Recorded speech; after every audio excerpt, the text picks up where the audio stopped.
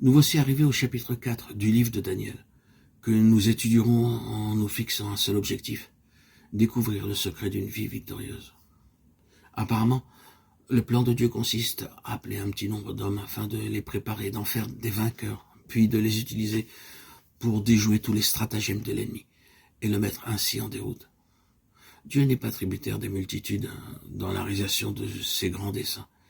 Il est bien vrai que la vie éternelle doit être comprise comme un don gratuit que Dieu offre à tout homme, quel que soit son rang social, pourvu qu'il soit disposé à se repentir de ses péchés et à accepter le Seigneur Jésus-Christ comme son sauveur personnel.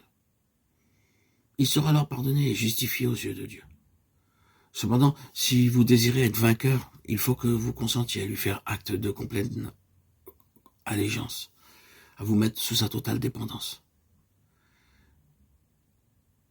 et à demeurer sous son autorité complète, seigneuriale, royale, en ce qui concerne chaque détail de votre vie et de votre ministère. En fait, les rébellions contre Dieu se succèdent dans notre cœur, de sorte que nous ne lui permettons pas de prendre pleinement possession de nos vies. Le résultat en est que nous commettons fréquemment des erreurs et subissons beaucoup de pertes. Malgré tout, nous nous obstinons dans la rébellion et la résistance à l'œuvre de l'Esprit Saint. Tout ceci est illustré par la vie du roi Nebuchadnezzar. Le verset 37 de ce chapitre 4 au livre de Daniel relate comment il glorifia, exalta et honora le roi du ciel. Toutefois, il fallut qu'il endure 7 années de punition avant d'en arriver là, avant de comprendre la puissance et la grandeur de Dieu.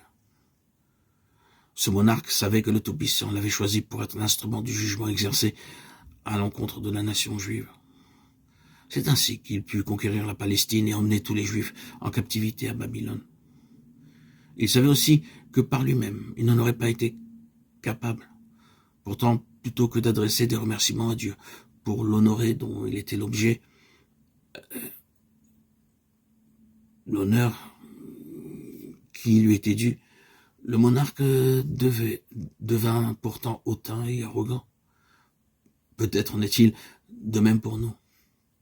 Il se peut que Dieu nous utilise à son service pour annoncer l'Évangile et gagner des âmes. Nous n'irons guère que par nous-mêmes, nous sommes impuissants. Or, plutôt que de rendre gloire à Dieu, nous devenons orgueilleux et commençons à nous glorifier nous-mêmes.